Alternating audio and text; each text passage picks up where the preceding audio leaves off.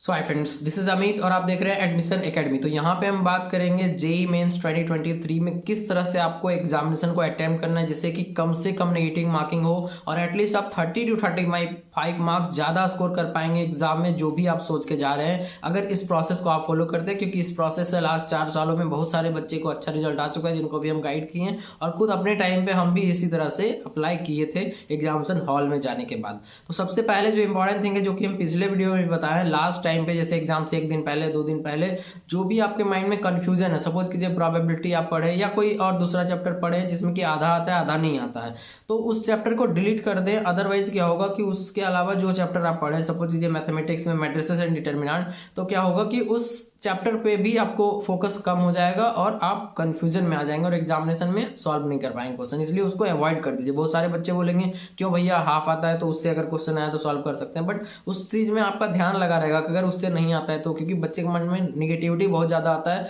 और ये तब सबसे ज्यादा आएगा जब आप एग्जामिनेशन हॉल में बैठे रहेंगे, एग्जामिनेशन स्टार्ट नहीं हुआ, एटलीस्ट 30 मिनट 20 मिनट और या फिर 1 आवर पहले आप एग्जामिनेशन हॉल घुस जाएंगे। तो उस समय क्या करेंगे आप, तो वो सबसे इंपॉर्टेंट बात है। तो उसके लिए पिछला वीडियो आप मेरा देख लें, आई बटन या डिस्क्रिप्शन में मिल जाएगा। तो सबसे इंपॉर्टेंट थिंग कि उस समय एग्जामिनेशन से पहले, एग्जामिनेशन हॉल जाने के बाद एग्जामिनेशन से पहले क्या करना है, तो आपको बस वही बात सोचते रहना है जो आपका मजबूत पक्ष है, जो आप ज़्यादा पढ़ के रखे हैं उसके बारे में सोचना है कि ये सारे क्वेश्चन हम अच्छे से सॉल्व कर देंगे ताकि आपका माइंड में निगेटिविटी नहीं आए। वैसे बहुत बच्चे एग्जामिनेशन स्टार्ट होने से पहले ही हार जाते हैं, ये सब आता नहीं, ये आता नहीं। एग्जाम में जब स्टार्ट में 2-4 क्वेश्चन ऐसा आ गया जो आपको सच में नहीं आता तो फिर काम खराब हो जाता है। तो इसलिए आप वो पॉजिटिव रखें। जैसे ही स्टार्ट होता है एग्जामिनेशन तो सबसे पहले आपको अपना बेस्ट सब्जेक्ट पे जाना है। जैसे कि हर एक का एक बेस्ट सब्जेक्ट होता है तीनों में से, किसी का फिजिक्स, किसी का केमिस्ट्री, किसी का मैथ।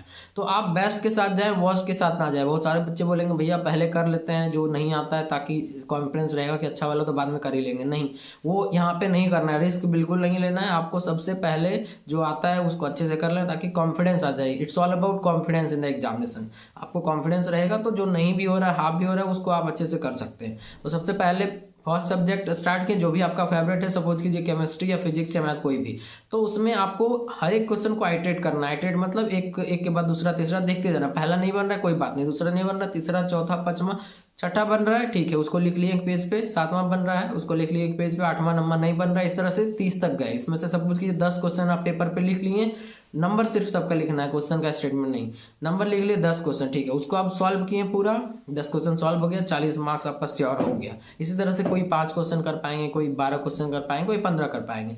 इस तरह से आपका एक सब्जेक्ट हुआ, फिर दूसरा में भी यही अप्लाई करना, तीसरा में भी यही अप्लाई करना। इस तरह से सपोज कीजिए आप 30 क्वेश्चन कर लिए या 35 क्वेश्चन कर लिए या 25 क्वेश्चन कर लिए, जो भी आपका रिक्वायरमेंट था एग्जामिनेशन से पहले। क्योंकि ऑलरेडी आप वीडियो देख के जा रहे हैं कितना मार्क्स पे क्या परसेंटाइल आएगा, क्या कॉलेज मिलेगा, तो वो उसके अकॉर्डिंग अगर आपका फुलफिल हो रहा है तो प्लीज़ आप रिस्क मत लें। अगर आपको थोड़ा और इंप्रूव करना है आप नेक्स्ट अटेम्प्ट में कर सकते हैं, बट यहाँ पे जो सोच के आए थे वो हो जाए तो ये मोर देन सफिशियंट हो जाता है। क्योंकि मैक्सिमम बच्चे जो एग्जाम देके आते हैं वो यही बोलते हैं भैया जितना सोच के गए थे उसका हाफ ही हो पा रहा है या 70% ही हो पा रहा है। तो प्लीज़ ऐसा मत करें। अगर आपके पास लगता है कि थोड़ा बहुत समय बचा हुआ है, कुछ क्वेश्चन है जिसमें डिलीमा में, तो उस पर आप प्रैक्टिस कर सकते हैं, ऑब्वियसली बैठे नहीं रहेंगे। लेकिन अगर लग रहा है फुलफिल हो गया, बिल्कुल नहीं आता कोई क्वेश्चन, तो आप बैठे रह जाएं। इससे अच्छा है आप बैठे रह जाए, वही अच्छा है, इंस्टेड कि आप निगेटिव कर दें। तो प्लीज़ ये बात को आप ध्यान रखिए। ये प्रोसेस से बहुत सारे बच्चे को हेल्प हो चुका है, इसलिए हम आपको बता दे रहे हैं कि प्लीज़ कीजिए। सपोज कीजिए कुछ बच्चे बोलेंगे भैया हम एग्जाम में 5 ही क्वेश्चन कर पाएंगे, मेरा 25 क्वेश्चन का अटेम्प्ट का टारगेट था कि 25 सही हो जाए, 100 मार्क्स हो जाए कम से कम। 5 हो गया तो ऑब्वियसली आप गैसिंग वर्क करेंगे वो, लेकिन लास्ट में, पहले नहीं किया, स्टार्ट से ही गैसिंग वर्क स्टार्ट कर दिया। कुछ बच्चे होंगे जो बिल्कुल नहीं पढ़े, 2-4 बच्चे लाइव में बोल रहे थे मेरे कि हम बिल्कुल भी नहीं पढ़े हैं तो हमको क्या करना चाहिए, हम तो A B या C कुछ भी करके आ जाएंगे। तो उनके लिए तो कोई बात ही नहीं है। ये जो भी स्ट्रैटेजी बता रहे हैं वो जो थोड़ा बहुत पढ़ के जा रहे हैं, क्योंकि उनको ही माइंड यूज करना है वहाँ पे। तो ये था कंप्लीट स्ट्रैटेजी, किस तरह से आपको एग्जामिनेशन हॉल में अटेम्प्ट करना है, किस तरह से एग्जामिनेशन हॉल में आपको नेगेटिव क्वेश्चन से बचना है। तो थैंक यू इस वीडियो को देखने के लिए। प्लीज़ आप सब्सक्राइब करें इस चैनल को ताकि सारा अपडेट जो भी हर एक दिन का एनालिसिस होगा, पेपर एनालिसिस और उसके बाद आपका मार्क्स वर्सेस परसेंटाइल, सारा डेटा आपको इसी चैनल पे मिलेगा। तो प्लीज़ आप इसको सब्सक्राइब करके रखें। Thank you.